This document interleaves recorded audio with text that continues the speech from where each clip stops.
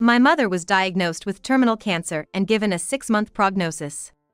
She wished to spend her final days with her family, so I discussed moving her in with my husband.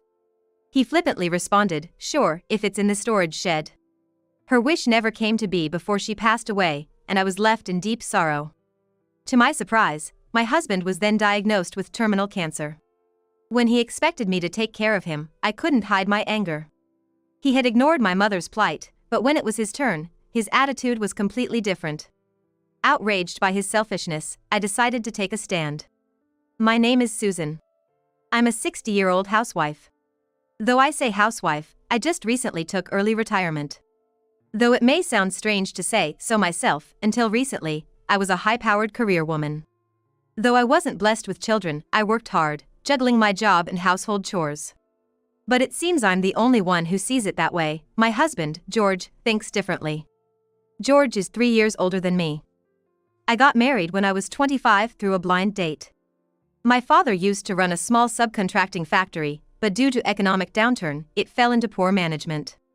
To keep the factory afloat, my father had chosen to merge it with the company that placed the orders. That company's president's son is my husband. In other words, ours was a marriage of convenience. George was rumored to be living off his parents' coattails and seemed to have been told by others to settle down early. As for me, I was desperate to keep my father's company afloat, so I didn't really mind. Because of these circumstances, our relationship as a couple had been rather cold from the very beginning. I believe one of the reasons we couldn't build a good relationship was George's typical male chauvinism. In an era when it was natural for women to become housewives after marriage, I chose to keep working. "It's your freedom to work, but of course, you'll also take care of the house," he said. "I know that," I replied. For over a decade, I've been juggling work and household chores, but George took it for granted, and I have no memory of him ever showing gratitude. On the contrary, he complained about whatever I did. For example, one day when I served him tea after coming home from work. "Don't you have coffee instead of tea?" he asked. "I do, but it's instant coffee." "Do you think I drink something as common as instant coffee?" "It figures, you only graduated from high school. Hurry up and buy some from a cafe near the train station." George graduated from a prestigious private university and would sometimes look down on me like this. I've gotten used to it, so I don't talk back. "Understood, I'll go get it," I replied, just as he said. Another time, when I served grilled fish for dinner. "Don't you have meat instead of fish?" he asked. "It would take some time to make it though." "Then remake it, I'll take a bath first." Living like this, it's no wonder we're referred to as a couple in name only. However, we didn't really have a reason to split up, so we've continued our married life until now. Recently though, a new problem has arisen. It all started with the existence of a woman named Sarah, who is George's younger sister. Sarah, 8 years younger than my husband, seemed to have gotten a divorce and rolled into our home. I had no right to object, and with George's decisive say-so, it was decided that we would live together, which turned out to be the beginning of hell. Sarah, resembling my husband, had a selfish and haughty personality. Since I became a housewife, I've spent more time at home, so inevitably, I see Sarah more often. Being unable to avoid her because of work-related reasons, it troubled me. "Hey, Susan. My favorite clothes are all wrinkled. Guess you commoners can't even do laundry properly, huh?" Well, what am I supposed to do? I was so shocked by the amount of complaints about housework, which was just as bad as my husband's, I couldn't even respond. "Look at that face of yours, despite being a commoner. Iron my clothes already." All right. Did she forget that she was living here as a guest? It was a daily occurrence for Sarah to treat me like a servant. "Susan, you're free today, aren't you? I want to go shopping. Can you let me use the car? I have some things to buy too, so I don't mind." If I talked back to her here, it would just cause trouble. This was because there was a precedent. Whenever Sarah was displeased with something, she seemed to report it to George immediately, and I often got scolded by him. Not just about things that displeased her, but she also reported things that didn't happen, as if I was harassing her, which was causing me distress. The reason wasn't clear, but apparently, Sarah loved George very much and seemed to despise me. Trying to avoid being nagged at all times was mentally draining, and it was stressful to think that this life would continue forever, but I wanted to live a peaceful retirement life without causing any troubles. For now, I kept silent and did as I was told. After I dropped Sarah off at the shopping mall, during my own shopping, my smartphone rang. I received a call from an unfamiliar number. And as I answered it suspiciously, "Hello? Is this Susan Harris? Please come to the Liberty General Hospital immediately. Your mother has been urgently transported." My mind went blank at the sudden contact, and while I was lost for words, it seems a passerby found her collapsed in your home's yard and reported it, the person on the phone told me. My mother, Margaret, turned 85 this year. After my father's company merged with my husband's, he unexpectedly passed away, leaving my mother to raise me on her own. Having no siblings, my mother is my only blood relative. When I heard that she had collapsed, I couldn't keep my composure. Last New Year's, when I visited her in the apartment where she lives alone, she seemed so lively. Just as I was about to rush to the hospital, I received a call from Sarah. "Hey, Susan. Where are you right now? I've finished shopping, come and pick me up." "I'm sorry, it seems like my mother suddenly collapsed. I have to go to the hospital right now. Can you manage to get home on your own?" "What? You're just going to leave me alone? I'm sure it's nothing serious, so don't worry. Don't joke around. I'm going to the hospital anyway." While feeling frustrated with my sister-in-law who wasn't worried at all, I ended the call abruptly. I rushed to the hospital as told. When I arrived at her room, my mother had already regained consciousness. Her face, which I hadn't seen in a while, seemed a little thin. As I stood in front of the hospital room door, she noticed me and gave me a smile. Seeing her expression, I felt a sudden relief and my body felt lighter. "I'm sorry for worrying you. When I heard that you had collapsed, I freaked out. I was gardening in the yard and next thing I knew, I had fallen over. I guess I'm getting old, huh? I'm glad it's not more serious. But please take care of yourself." Looking at my mother's usual cheerful demeanor, I felt reassured, but I also realized that her age was starting to show. After that, she decided to be hospitalized for a precautionary examination. With everything going on with Sarah and my own problems, I didn't have the energy to worry about my mother. Just when I thought I had to be more mindful of her, this happened. A week after my mother collapsed. When I went to visit her as usual, she told me something. "The result of the detailed examination showed that I have terminal cancer. It's already spread to various places and my life expectancy is about half a year." "What? That can't be." "They suggested that I receive palliative care at this hospital, but if there's no chance of survival, I want to spend my remaining time with my family." My mother spoke in a calm tone, but I couldn't digest the situation and couldn't find the words to respond. I was desperately trying to hold back my tears. However, while my mother should be the one who's suffering the most, she seemed to be accepting everything and looking forward. Seeing her face, I slowly began to understand the situation. And I started to think about what I could do for her in the little time we had left. "All right. I'll talk to George about living together with you." "Thank you." That evening, when George finished eating dinner, I said, "I have something to talk about." "What is it?" "You need to talk about it now?" "I went to the hospital today, and they found out that my mother has terminal cancer. It seems like she only has about half a year left." I had acted strong in front of my mother, but as I remembered the conversation from earlier, I felt the tears welling up again. "So? What do you want me to do about it?" My husband George fiddled with his smartphone in a way that left me unsure whether he was listening or not, but I continued nevertheless. "Mom says she wants to spend her last days with her family. She won't be a burden, so is it okay if she lives with us in our house?" "Huh? What are you talking about, Susan? That's impossible, obviously." "Excuse me?" I was momentarily taken aback by his unexpected response. "Didn't you hear me? I said it's impossible." "Why not? I'll take care of Mom. I don't see any problem with that. Why should we live with someone who could kick the bucket any moment, huh? Isn't the hospital going to provide palliative care? She can be taken care of there along with other old folks, right?" I agree with George. I wouldn't want to spend even a second with someone who's about to die. Suddenly, Sarah butted in. It seemed like she was still holding a grudge for being left at the mall. I felt my blood boil at their callousness. "Well, if you insist, We have a small shed that's okay for her to stay in. Great idea, George. That's not fair. I was desperate for them to take me seriously, but instead, they brushed me off like I was some kind of joke. What were they thinking? I'd put up with their antics before, but this was the last straw. I clenched my fists, struggling to suppress the urge to lash out. I've said it before, she won't be a burden. I'll take care of everything and she can stay in my room. That's not the point. Yeah, we already have one shabby old person around here. We can't even think about adding another. It'll suck the life out of us.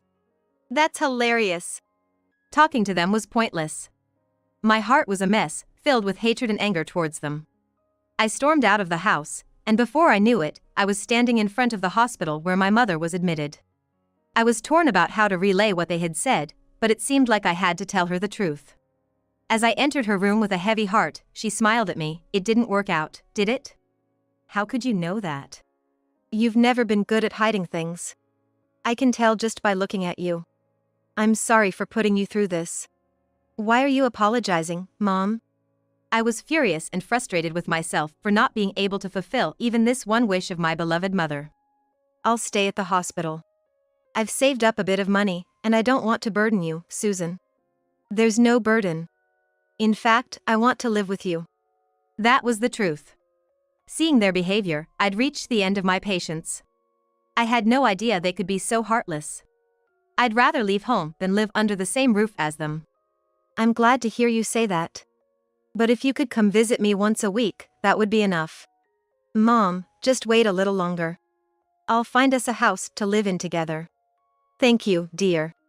Looking back, it seems that my mother already knew that her days were numbered. Her condition took a turn for the worse and she passed away a few days later. Sadly, I heard the news while I was signing a lease for an apartment I had found for us.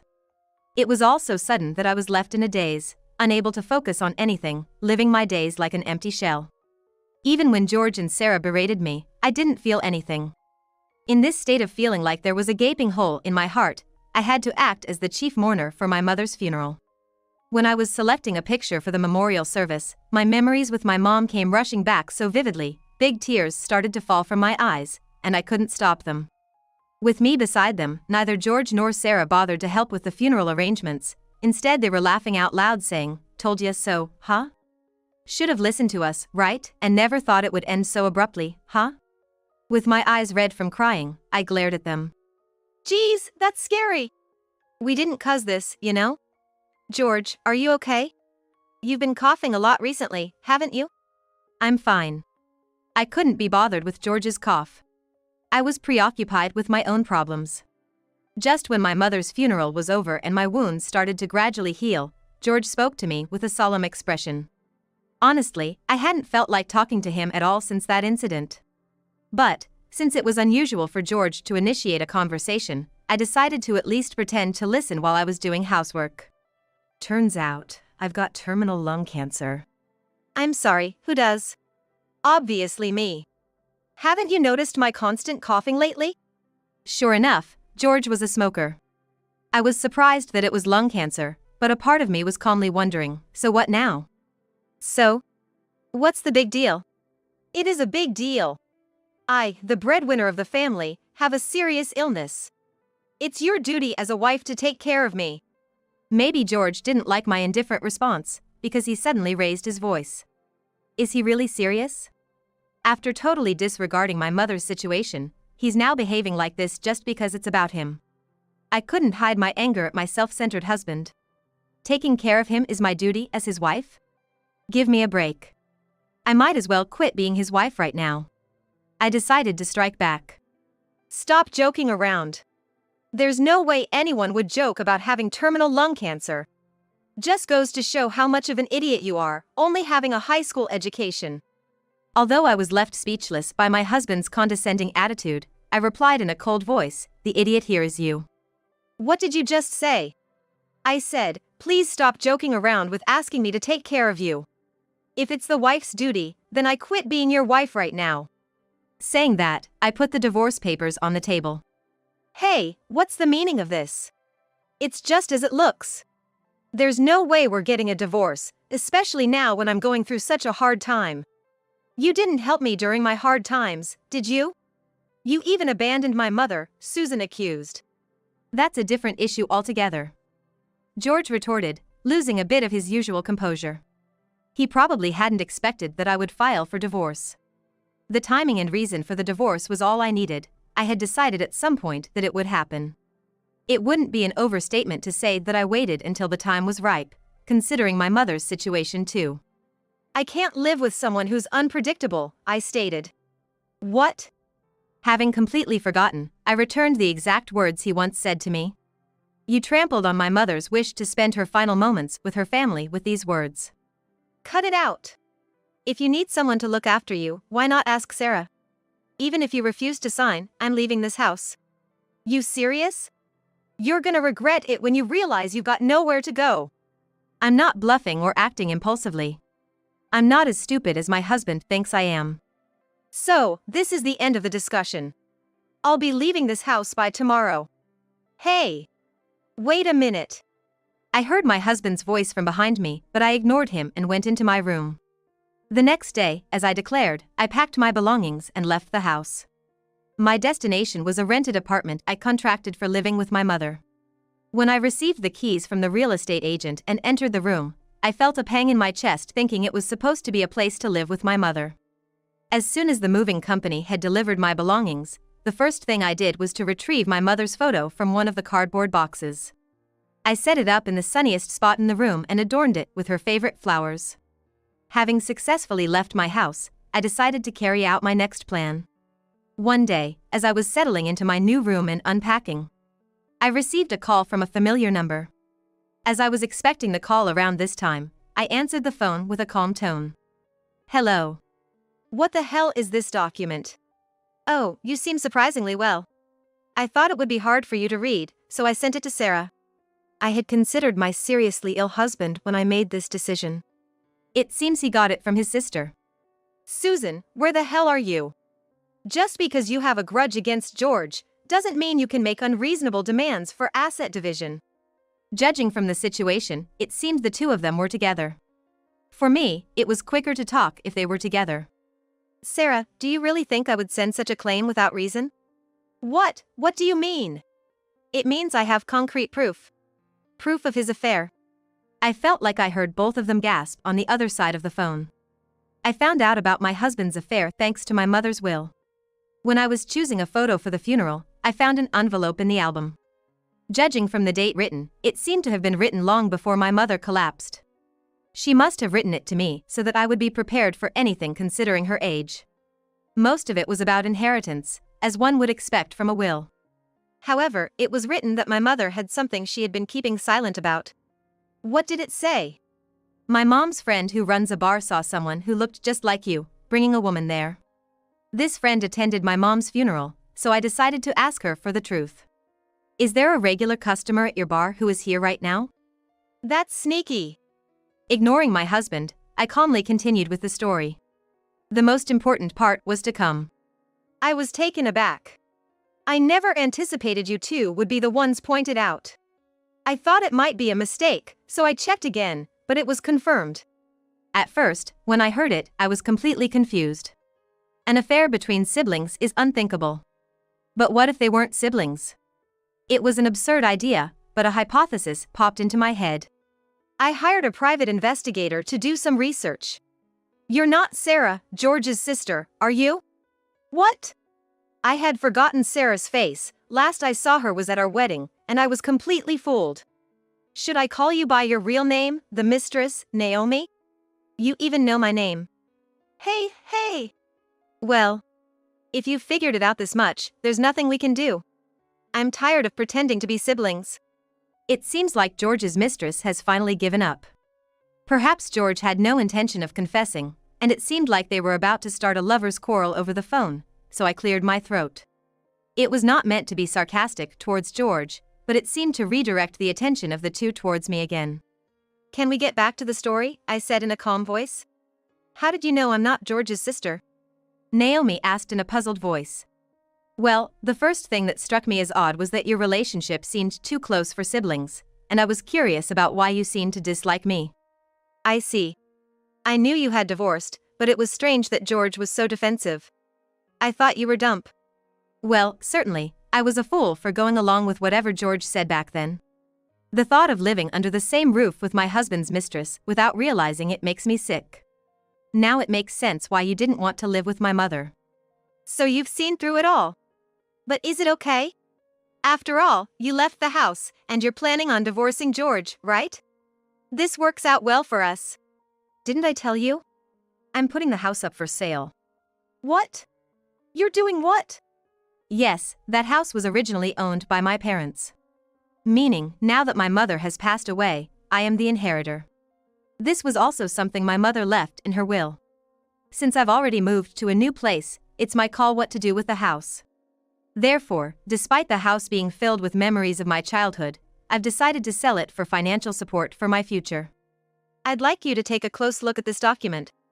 The money claim is not just against the husband, you know. Wait a minute. It's jointly signed. Well, if I'm going to divorce you, you'll have to pay the price. Hold on. I have hospital bills and surgery costs coming up. I can't possibly afford this amount. What am I supposed to live on if the house is sold? You plan to leave us out on the streets. Can't we calmly discuss this? I wonder where there's room for a calm discussion. At last realizing their position, the two began to wail.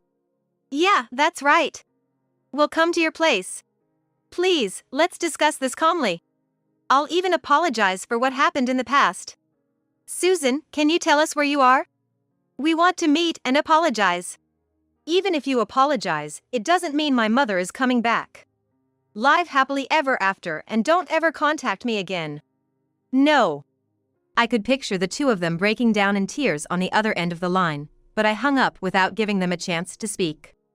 After that, I heard through the grapevine that my ex-husband, George, had to be hospitalized. Despite all his mockery, he's now receiving palliative care in a shared room with others suffering from the same illness.